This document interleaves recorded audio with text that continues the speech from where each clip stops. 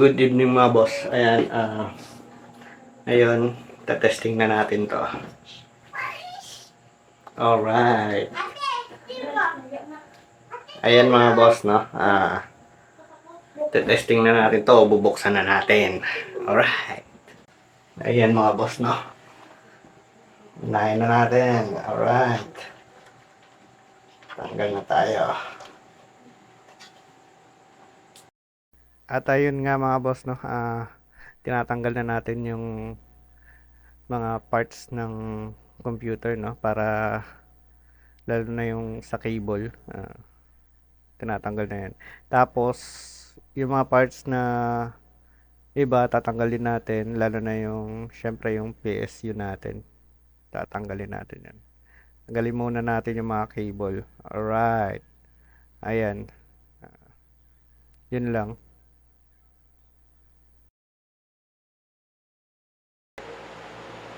At ayun lang mga boss, no? Ay, tanggal na natin. Alright.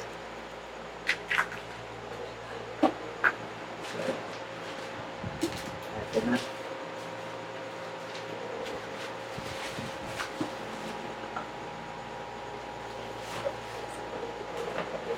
Lalagyan na natin to. Ayan mga boss. Ito. Papalit natin to.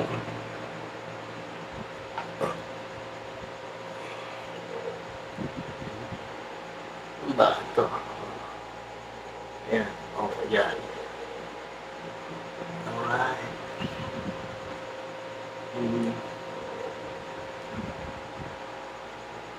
Testing muna natin.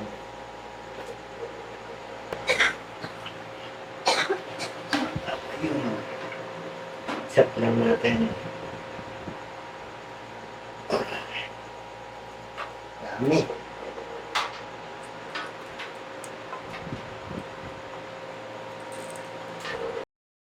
At ayun no, mga boss, kinakabit na natin yung ating bagong PSU. Ayan, medyo nahirapan lang ako dyan kasi ang daming cable. Tapos yung cable management natin sa likod, hindi pa ganun kapulido. Ayan.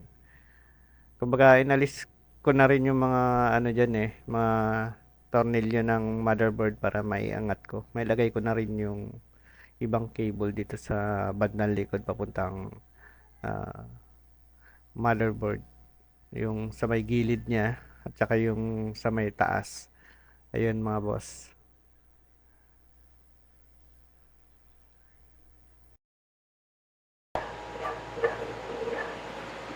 Alright, the moment.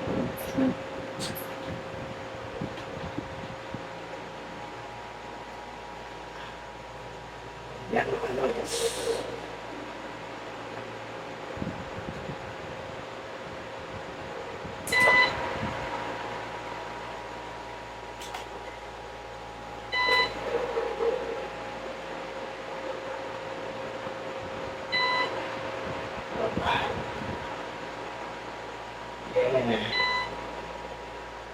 Yan mga boss.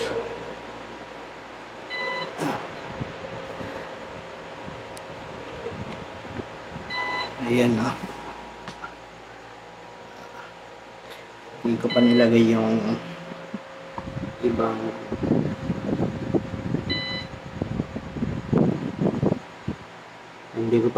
yung ibang fan niya. Tapos yung naririnig nyo is ito UPS ko. Hindi nakasaksak eh. Alright. Ayan. Ayan mga loads.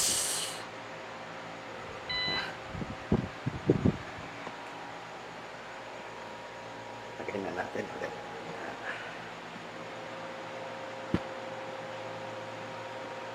Ayan.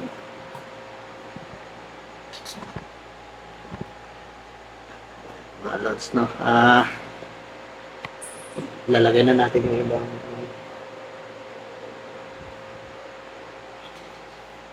yung kanyang ibang pan.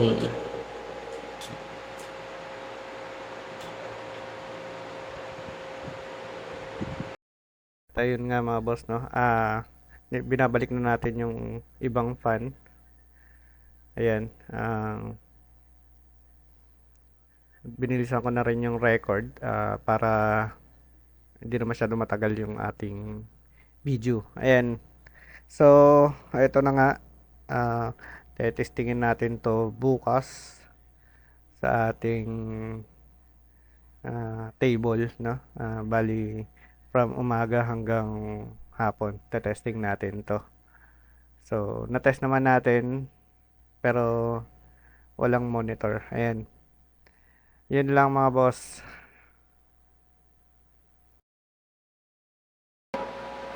Good morning mga boss. Ayan nga po, bali, naikabit na natin yung ating PSU, no, kagabi. Ayun, ngayon, tada-testing ko mula kanina umaga hanggang ngayon, testing. So, ayun nga, ayan, naikabit ko na. Then, in terms of temperature. So, walang aircon sa bahay. Kaya, saktong, ano lang, electric fan lang. Pero, hindi pa nakatutok sa atin. No? Ayan. So, ayun ang temperature niya is, yung CPU ko is 44 degrees Celsius. Ayan, tapos motherboard 44, storage 41. At ayun mga boss, ayan, nandito, hindi nakikita eh. So, ayun lang mga boss, maraming salamat. Thank you. Ayan mga boss, no, subscribe na rin kayo sa aking channel, ECM Tech Dev. Alright, ayan mga boss, maraming salamat.